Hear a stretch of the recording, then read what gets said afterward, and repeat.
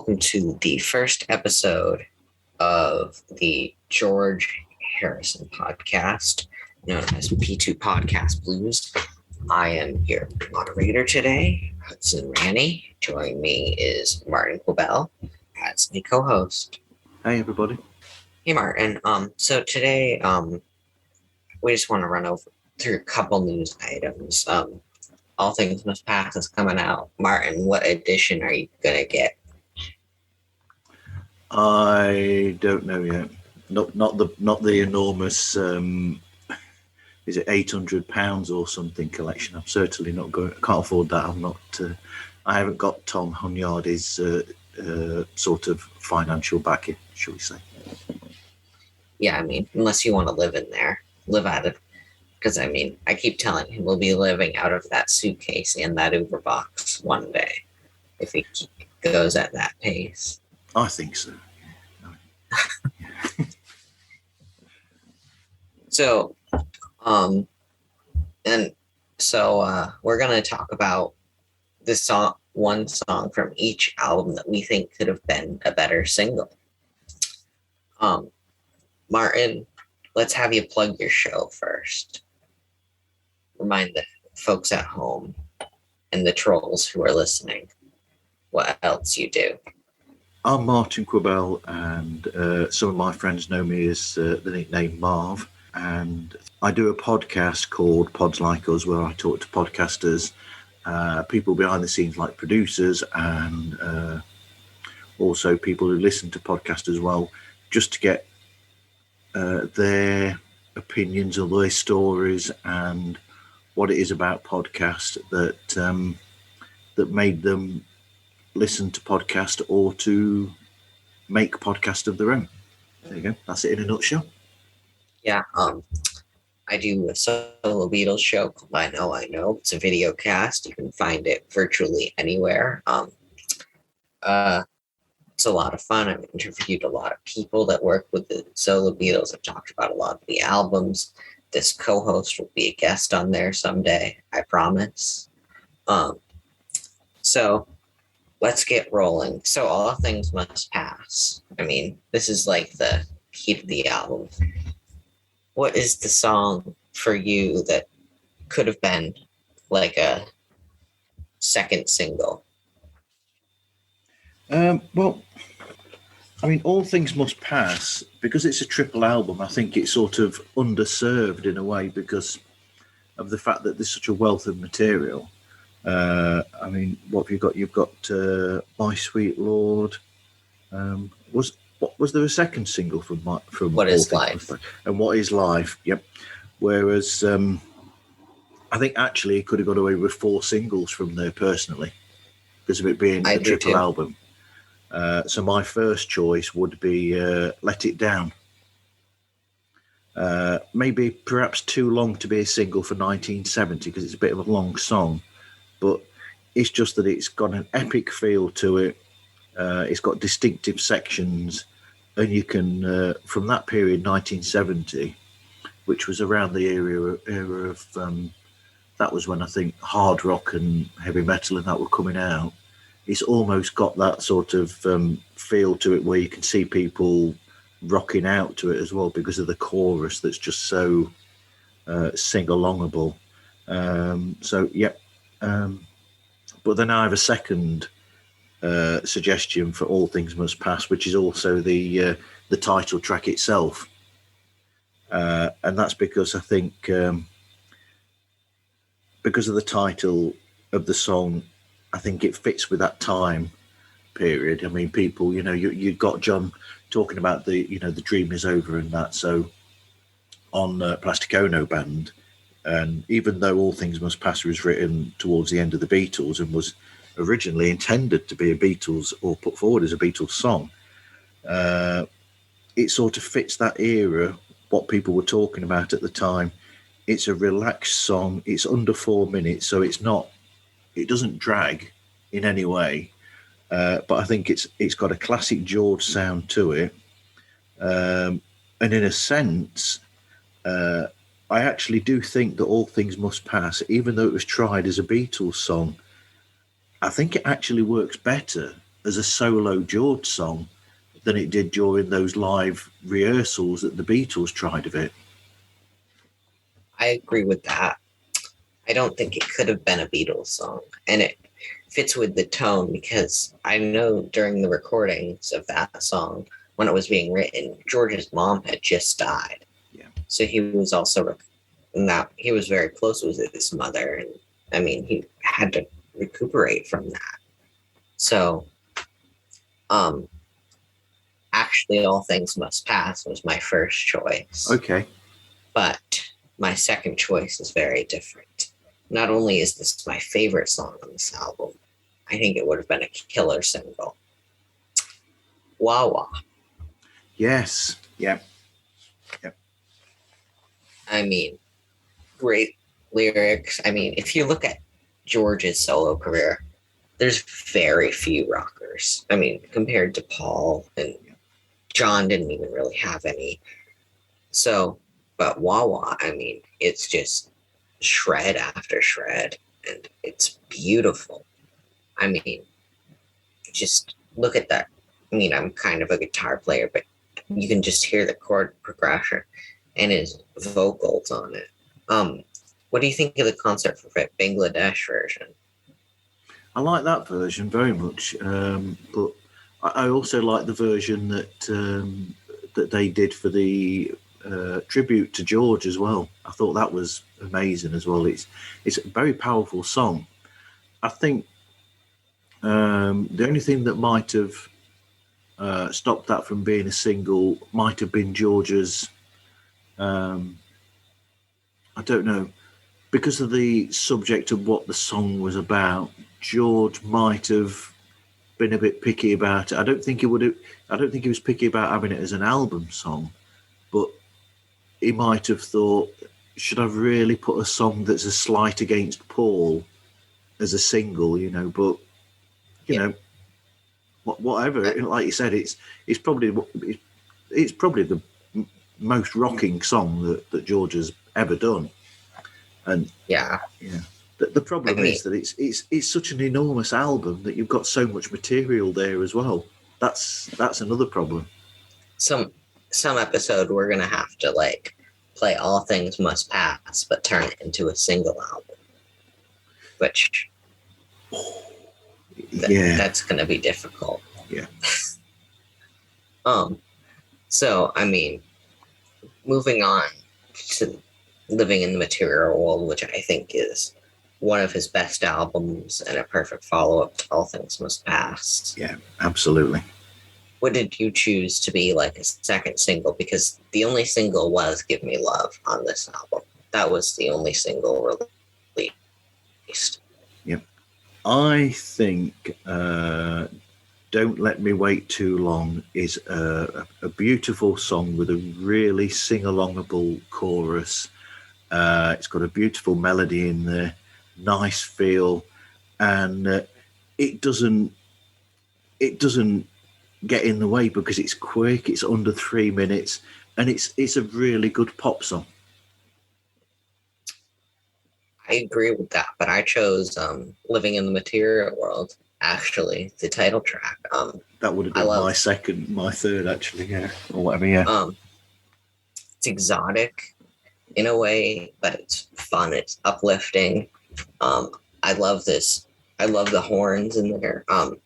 Actually, if you look at solo Beatle releases in 1973, other than Band on the Run, there were only one single issue. I mean, Mind Games. Yeah. Mind Games and this album, only one single. I mean, Ringo had ever too many singles, I think, but that's for another day, pun intended. But it's always been a favorite of mine, but I think you could have picked Sumi Suyu Blues as well, even though it is kind of a grumpy George song. Yep. But it's a slam in the face and it just works. It does. It really does. Yep. Actually, on my original notes on my phone that I did, I did have it basically between Living in the Material World and Don't Let Me Wait Too Long. It was one or the other, really. And so that's how Yeah. close that was. The only thing is that it is a little bit too long. What is it, like 5 minutes and 6 seconds? Yeah, they would have edited that like they would have done some other songs that I've picked as well. But if it was the Beatles, they would put it out like Hey Jude. Yeah, they would. Yeah. Um, Naughty word included. Yeah. In Hey Jude. Yeah. Let's move on to Dark Horse. This is one of my least favorite George albums, and I had a really hard time picking on what should have been a single. Yeah, so did I. I mean, the song that I've picked, that's one of those songs where, as I hinted at, it would have been edited down because I think it's a nice song, but I just think that it, as a single, it could possibly drag for the more commercial market. So my actual choice was Maya Love. Interesting. Because I think it's a good love song. It's bouncy. It's got a really nice Rhodes electric piano, and it's simple. But like I said, it sort of drags in single as a single potential because of all of the stop start of it all. So you get the lyrics, then you get like an instrumental break that goes on for a while, then you get the it's a strange song, but like you said, it's a difficult album because it is my least favorite of George's albums. I'll be honest. I did have a big problem trying to find a song on there that I thought would work, to be honest.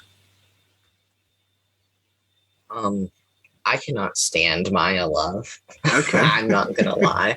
Okay. I think it's like the worst thing George has ever done. All I right. really think that if he had just waited it out a little bit after the tour and kind of let his vocals heal, it would just be a drastically better album. Yeah. Another thing with Maya Love that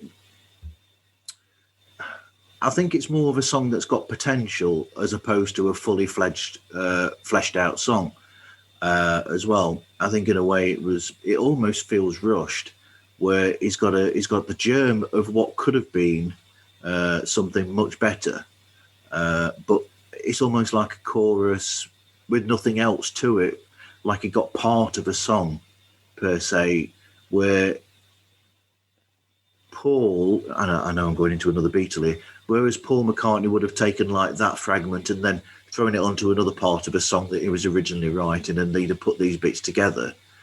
I don't think George, I don't know if George really took the time to do that with this album. It's a strange one because for the fact that George is very much an exacting artist who normally sweats over his writing and the performance and the arrangements and everything. Dark Horse almost sounds like it's a rushed piece of work, even in songs like that. I mean, I don't know if you can call this potential, even though it's an instrumental, but I chose Harry's on Tour, which is the only song that I really love on this album. Yes, if it wasn't an instrumental, I would have gone for that one. Absolutely, that's probably my favorite on the album. I know Cozen will appreciate that. I love the horn sections. I love his guitar work in there. I wish there was some lyrics in there. Yeah. Could have been shortened a titch. But I really just think that it's a great choice. It's really a great, fun, bouncy song. And something that I like in George's catalog. Yes, later. excuse me, later you will see that some of mine are a lot more upbeat and have got bounciness to them. So let's move on to good old Extra Texture. Now, I'm a fan of this album, Okay. partially because it was my first George album. Okay. What was my first? My first, I hate to admit it, was Cloud 9. So, I mean, what was your choice from Extra Texture? This was hard too. People should see the face that Hudson just gave me when I said Cloud 9 was my first George Harrison album. Anyway, my choice from Extra Texture. I don't know whether it's a good choice or not. I chose Tired of Midnight Blue. I'm not completely sure why I picked it in a way. It's a good rhythm.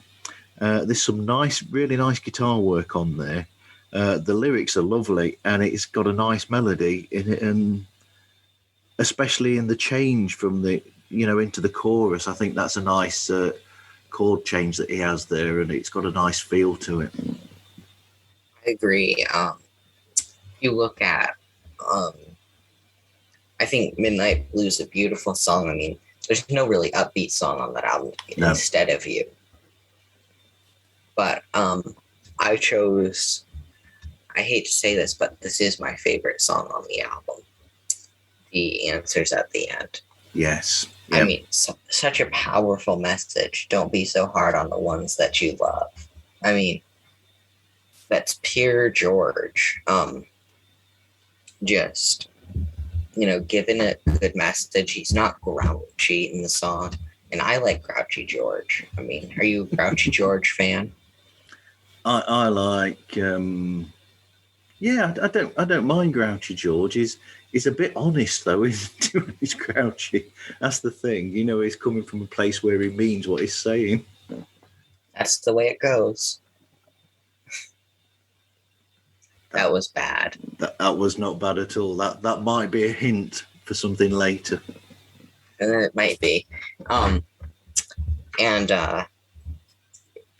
It almost has the single potential. I think it could have done better than You. I think You hit like top 40.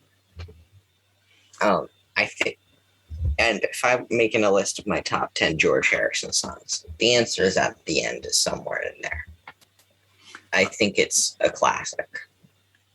I don't think that Extra Texture was given much of a push by the record company, and I don't think that they put much into it, to be quite honest. I'm not sure whether the problems they had with Dark Horse caused the record company problems with Extra Texture, because is it after this that he becomes that he goes on to Dark Horse Records from after this, does he? I think for the next album, 33 1/3, is it? Yeah, the Dark Horse label had already started, but he'd done some distribution with like Splinter and stuff. But 33 1/3, Perfect Seg was the first one on Dark Horse, and a perfect segue to Martin. What would your song on 33 1/3? Because I'm musically, I'm a bass player first and foremost, although I play other instruments. I have had to go for, are you going to guess this one, Hudson, what I've gone for here? I think it's Woman Don't You Cry for Me. It absolutely is Woman Don't You Cry for Me, with that really funky bass, the slapping bass, the upbeat music to it, the rhythm of the song fits 1976 perfectly. It's the guitars and the drums and the bass fit the Sly and the Family Stone type sound that was going at the time, and the mid-70s Stevie Wonder feel to it as well, with all the keyboard work that's going on there. And that slide guitar hook that's in there, that's really, really almost like Southern blues. I just think it's and his voice works perfectly for that bluesy feel as well. I agree. As somebody who likes slide guitar playing, this is my number one Harrison solo song. Wow. Yeah. And I think if it was released today as a single, it would have gone straight to number one. What would your guess be? What, my guess for you that you've picked? Yeah. Oh, I might have to bring the album up and have a look, actually. I'm not. Let's have a look. This is going to be very interesting listening for people. This, Martin's going, he's looking at stuff. What's he looking at? So That's the fun of it. It is. You're hearing it as I'm looking. Ooh. Well, I'm pretty sure that Crackerbox Palace was a single. It was. Wow, but then again, there were 4 singles from this album. No, there weren't. Really? What? This song, Crackerbox Palace, True Love, and It's What You Value. Although that's 3 US and 3 UK, because Crackerbox Palace was in the UK, but not in the UK, not in the US. Oh no, the other way around. Crackerbox Palace was a release in the US, but not in the UK. That's crazy. That is such a good song. Why did that not get released in the UK? Yeah, because that was one of his biggest hits. It was top 40. But I'll just give it away. I chose Beautiful Girl. Yes. Yep. If it was released today, it would have been number one. According to my Bible, 8 Arms to Hold You, written by Chip Mattinger, and Mark Easter. That was it was actually from All Things Must Pass sessions, and I cannot wait to get that box set and hear the version from that, because I think this is his best solo song, his best vocal, his best slide guitar playing. It's beautiful. I think, just going off on a tangent, that when the All Things Must Pass deluxe box set comes out with all the extra material, I think people will be surprised at how much material actually didn't make that album. Scary. Yes, it really is, because they could have actually made that a triple album without having the Apple Jam bits on the 3rd album. They could actually have made a triple album with all the other stuff that wasn't on there.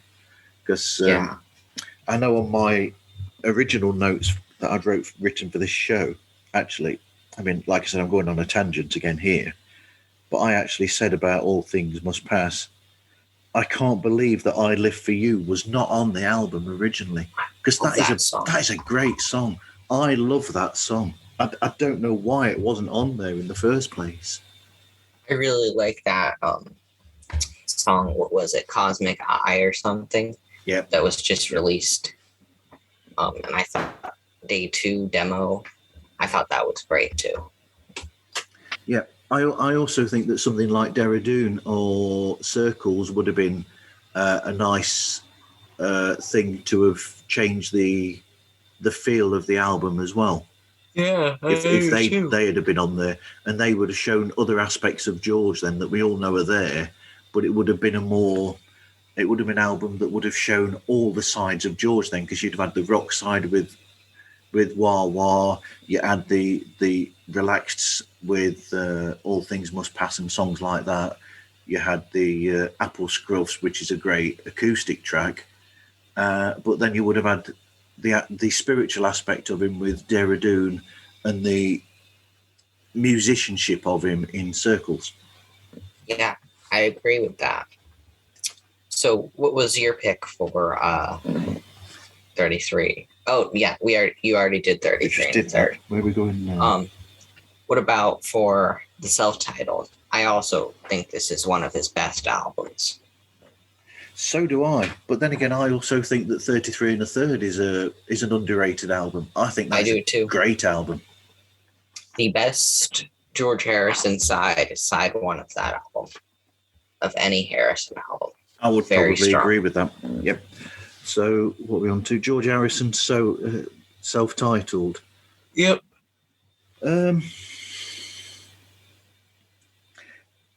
I I don't know whether I've picked the right song because it's a bit of a slow song. I've picked "Here Comes the Moon" for that because I'm it's not gonna lie, I picked that too. because it's a classic. It's a classic George song. It's got George written all over it with that descending guitar run, the dreamy electric piano that I think is Steve Winwood on there, and that chorus is just beautiful with all that harmonising and the melody throughout there.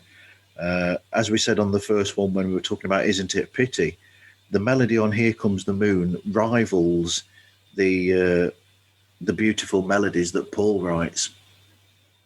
It does, and if you call back to like 2012, guess who admitted to co-writing this song? Stevie Nicks. Stevie Nicks, okay, yeah. Uncredited.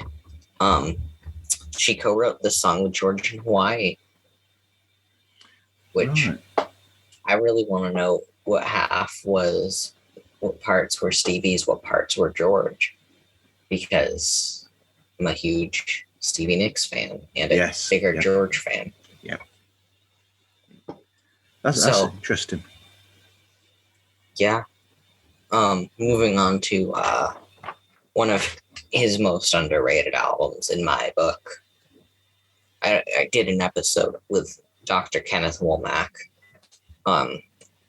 called Somewhere in England. It's the Somewhere in England album, which just turned 40. What was your choice for that one? Or should I say this one? So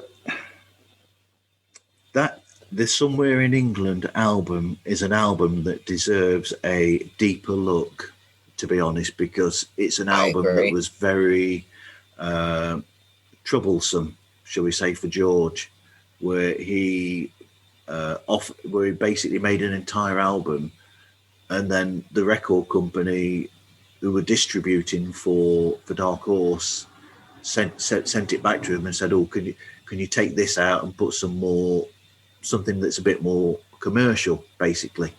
But anyway, I've not picked one of the songs that were taken off. I've picked a song that is on the album, and let's see. Do I say the title or do I say why first? I think the title. Okay, I've picked "Blood from the Clone," or "Blood from a Clone." Was my pick too? Was it? Because it he's perfectly written a song that fits with the times so well. It's got that. It's got staggered rhythms that even the melody in the music that fits with the music of the time, like Talking Heads, Split Enz, Squeeze, Devo. It's got that rhythm that just is perfect for that time, and the lyrics are so smart and clever, and it's just it's dare I say, it's actually possibly one of my favorite George songs from his solo career. I really like the rhythm to it and the whole feel of the song. I agree with that as well. It's just, I love that drum in the beginning. It's like and you're in for a Grouchy George album. I think all those years ago was a rip-off single song. I mean, he should have written something original for John. I mean, he was shot and killed. I mean, come on. But I just adore that song. Blood from a Clone. Absolutely. So moving on to, again, one of his lesser albums, in my opinion. Gone Troppo. Are you a fan, or what would you say about this album? Gontroppo has got a few good points to it, which is why I picked the song that I have. But it's an album that previously, when he did the previous album, the self-titled, the Somewhere in England in '81, he'd had a 2-year gap between that and the album before. So in a way, I think Gontroppo was rushed in a sense, and it shows signs of that with some of the material. But that's just my own opinion. So, like I said, there are some really good songs on there. I don't know why on earth that he picked the song, the one from Time Bandits. I don't know why he picked that mix of it. I thought the version of that song that was in what's it called, Dream, that one from Time Bandits, Dream. I can't remember the title properly. Dream Away. That's it. Yeah, that was in my own. I think the mix that was in the Time Bandits film was much better than the mix that ended up on the album. I agree. And I don't know why on earth he actually changed it. But my pick for this album is That's the Way It Goes, because it's bouncy. And you can almost just, I've actually written on my notes here, I can't believe I put this, you can actually just picture people dancing on a TV chart show to the song while it's going, and they're like, just side to side, like dancing, that sort of thing. And it's quick, it's doesn't outstay its welcome, it's in and out. And as an aside, I love Joe Brown's version from the tribute concert as well. I agree. George did it. And I tried to get Joe Brown for an interview, but to talk about that, but that didn't work out. But just beautiful song. And I think that's the only other song. I really couldn't pick any song, but this is the only song that maybe could have been a single. I think it's a highlight from his solo career. I really do. Yeah. So moving on to your first George album. Yeah. Cloud Nine. Cloud Nine. First of all, is it an album that you like, Hudson? Oh, I love that album. Oh, good. That's good. I mean, it's not my favorite George album, but... No. But my favourite George album would probably be All Things Must Pass, actually. Mine's Brainwashed, hands down. And then, Brainwashed is up there in the following that. Yep. So which one of these do I pick? I've picked two again, but I'm going to stick with one, and I'm going to stick with That's What It Takes. Because of the guitar run that's in there. It's a nice take on a love song without it being schmaltzy or syrupy. And it's really catchy, especially in that pop chorus, which I'm guessing is probably where Jeff Lynne had a good hand in that section, I'd say, because it's got it sounds like something that he would have sung with ELO, that section to it. It does. It's got really nice changes between the very different sections. That's something else that I like as well about some songs, is that there's a distinct difference between verse, chorus, pre-chorus, post-chorus in some cases. It's a very arranged song, actually. It's actually more complex arrangement-wise than it might seem on first viewing if you look into it. And that's something that I like about it. But I think I've written down here, I think it's close to a perfect pop song. I do too. My pick, something that's not yours, thankfully. I went with Fish on Sand. Okay. Yeah. Well, actually, nope, I'm changing my mind because this was only a promo. So I think it counts. Devil's Radio. Okay, yeah. I think that it's so catchy. I mean, Sassy George and other than P2 Podcast Blues, I thought about this as a name for the show. I love the lyrics in it. I mean, it's perfect at 3.2 minutes long. Yeah. It sounds like a Jeff Lynne production. It did reach number 4 on the Billboard album rock tracks chart. It sounds like something that could have been on Full Moon Fever or Into the Great Wide Open. Yeah, I think. But then again, at this time, you've got George at his most prolific period, really. At this point, I mean, George, was absolutely firing on all cylinders here at this time, because you've got that, and then of course you're following this. You've got the Travelling Wilburys period where he's writing songs there, and then he's writing songs for Eric. He's writing songs for Gary Moore and all these other people as well. His songwriting at that time was astounding in comparison to how he was before then, because that's the thing. I mean, George he's more steady at his writing most of the time, so he writes a lot steadier than John and Paul ever did. But at this time, George was really, really writing a lot of material around. He was. I mean, and if he saved it for himself, I mean, Brainwash could have been a double album, or he could have had another solo album in the 90s. I've actually, I'm just going to show you now. Nobody can see on this, but that is my notes about a tangent where I said I've listed songs that he could have had in a 1992 album if he'd have done a follow-up to this 5 years later after the Travelling Wilburys, because you've got things like 91, 92, you've got the songs from the Best of Dark Horse that were extra songs, the Cockamamie Business, Poor Little Girl, Cheer Down from Lethal Weapon 2, Run So Far was 1989, because that's on Eric's album Journeyman. Any Road, that was written in 1988 in Hawaii.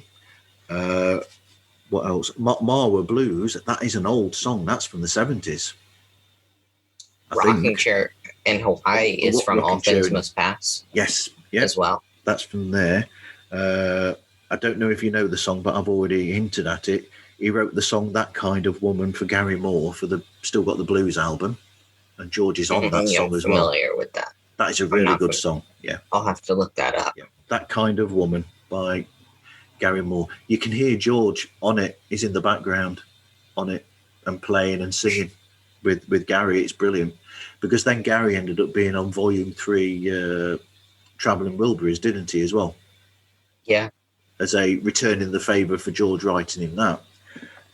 But yeah, he could have done a follow-up in 91, 92 with these songs that he already had. I agree. And moving on to Brainwashed, what was the choice for you? I had to go for Looking for My Life, because it's bouncy, it's got a nice chorus and a pre-chorus to it. It moves along nicely, and it's got a lovely, well thought out lyric that says there's always something there in life for you if you look at it. It's a positive song, from the Quiet Beatles, shall we say. Yeah. I mean, even though that was an older song, I mean, recovering from a state of emergency, it sounds like it was when he was getting stabbed. Yeah. I think that's the best song on the album, but I couldn't have it be a single. Too depressing. Okay. I went with Rising Sun. That was my other choice if I'd have picked one. Yeah. Even though it's a little too Jeff Lynne, as I should say. And I'm a fan of Jeff Lynne's production. Sometimes it gets a little too big for me, if you know what I mean. I do. But I mean, great chorus. I kind of, I mean, you can tell he was sick because the voice had gotten pretty weak. Yeah. But it works really well, and it's just a beautiful song. I can't say no more. So. Yep. What else was I going to say? In passing, Ed Chen from When They Was Fab, he said to mention from the soundtrack to Wonderwall music in the 60s, he says, don't forget to mention the song by the Remo 4 that was on there. But I love that song. Absolutely, yeah. And so Ed thinks that could have been a really good single. I do too. Yeah. I think Horse to the Water could have been a single as well. Yeah. Which was the last song that George ever touched 8 weeks before he passed. Yeah. Background sounds brilliant. As an aside, I'll say I also thought, the Travelling Wilburys Volume 1 album? Yeah. I think Not Alone Anymore would have made a beautiful single. Yeah, I think it would have too. With Roy Orbison, especially that the big notes that he gets in there as well. It's pure Roy Orbison greatness. I agree. So I'm going to give us our contact information, and we'll let you fill on where to find us in a second. So you can email us at P2 Harrison Podcast, lower P, case P, at gmail.com. You can find us hopefully on every audio platform, but we'll be on YouTube for now. Martin, fill us in where you can find us elsewhere. Well, you can do a search on Facebook for Harrison Podcast, and that will find us there. And I think we seem to be getting a really good feed on the Instagram page, which is Harrison_pod. That seems to already be getting a lot of action even before we recorded this first episode. We're already getting a lot of positive, and we're posting up all the time. Both me and Hudson are posting up whatever we're on about, or whatever's going on, and it's very lively already, even now. Yeah. So you can email me directly at I know podcast at iCloud.com. Martin, how should we contact you? If you go to themarvzone.org, then there is a contact section there for you to be able to contact me directly. And I do always respond to people if they contact me. Awesome. So thank you all for listening. And I'm a Pisces fish, and the river does not run through my soul. It runs next to my house.